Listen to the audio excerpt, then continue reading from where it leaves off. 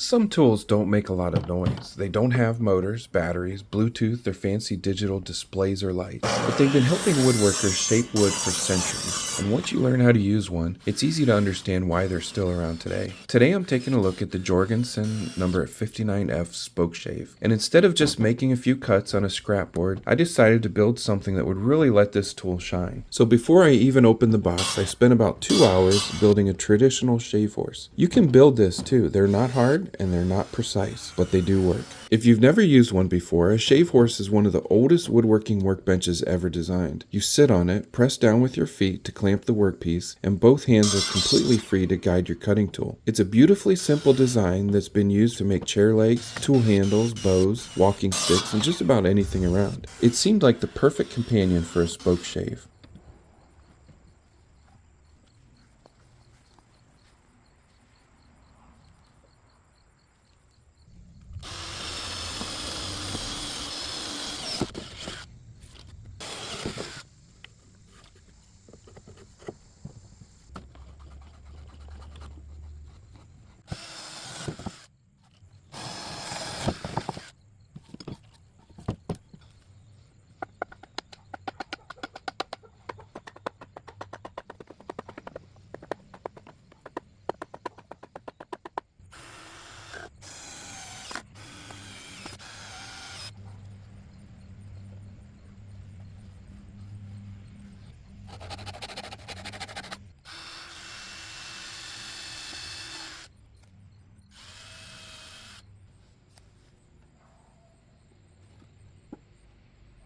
Once I had the Shavehorse finished, it was finally time to put this tool to work. The first thing I noticed was the overall build quality. This isn't a lightweight stamped piece of metal that feels disposable. The body is precision cast from stainless steel, giving it a nice solid weight without feeling overly heavy. It immediately feels like a tool that's built to stay in the shop for a long time. The Beechwood handles are another nice touch. They have a warm, comfortable feel that only real wood seems to provide. After using them for a while, my hands never felt cramped and the handles gave me plenty of control while making long, smooth passes. Of course, the heart of any hand plane is the blade. Jorgensen uses a 3mm 01 tool steel blade that's hardened to around 62 Rockwell. In simple terms, that means it's designed to stay sharp while still being easy enough to resharpen when the time comes. And that's something I always appreciate. Instead of treating blades like disposable parts, this one is meant to be sharpened over and over again, giving the tool a very long service life. Before making the first cut, I spent a few minutes dialing in the blade depth. The adjustment system straightforward. Simply turn the two knurled adjustment knobs until the blade projects exactly where you want it, and then lock everything in place. Getting those adjustments right is worth the extra minute because once it's set correctly, the tool becomes incredibly predictable. I had set it too deep, adjusted it to too light,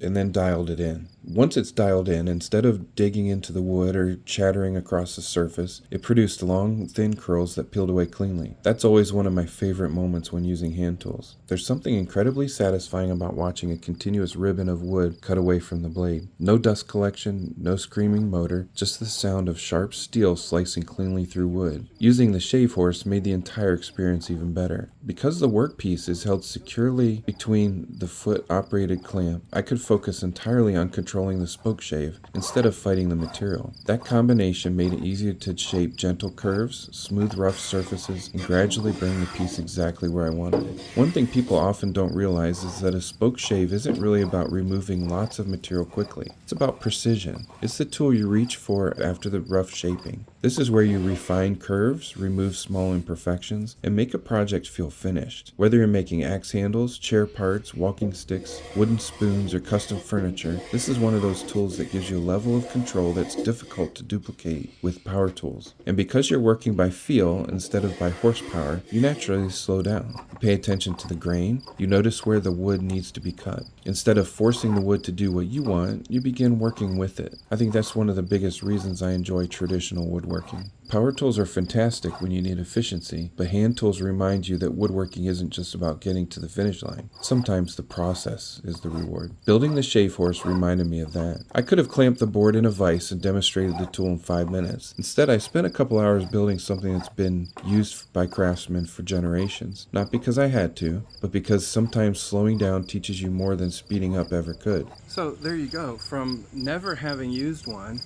to building my own Shavehorse and making a bullnose piece. That is the Jorgensen flat bottom Spokeshave, and I love it. I've never used one before. In 2 hours I built a Shavehorse and got fairly good at using the Spokeshave. So definitely a really neat tool. I do a lot of woodworking, so having a tool like this in my toolbox is really cool. And honestly, it's just fun to use. There's something deeply satisfying about creating perfect wood shavings with nothing more than your hands and a sharp blade. If you've never experienced that, this might be the tool that introduces you to an entirely different side of woodworking. Thanks for watching my review. I hope seeing this Spokeshave used on a traditional Shavehorse gives you a better idea of what it's capable of in a real woodworking project. If you enjoy woodworking, hand tools, or building projects, be sure to check out my other videos and reviews.